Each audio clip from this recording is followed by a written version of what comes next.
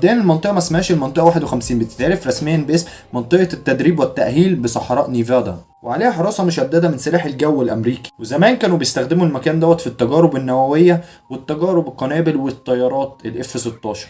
والاعتراف الرسمي للمنطقه كان في سنه 2014 تحت الرئيس الامريكي باراك اوباما، وهو اول واحد اتكلم عن المنطقه ديت رسميا، لان قبل كده المنطقه ديت موجوده من زمان، من ايام الحرب البارده لحد دلوقتي، ومحدش في العالم كله اتكلم عنها من المسؤولين بتوع امريكا غير باراك اوباما في عام 2014.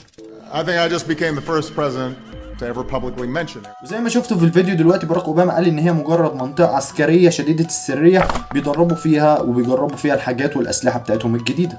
للوهله الاولى تفتكر ان المنطقه ديت مجرد منطقه تدريب عسكريه سريه عاديه جدا زي البنتاجون وبقيه المناطق اللي موجوده في امريكا، بس الغريب في المنطقه ديت ان هي اكتر منطقه اتصور فيها مشاهدات لمراكب فضائيه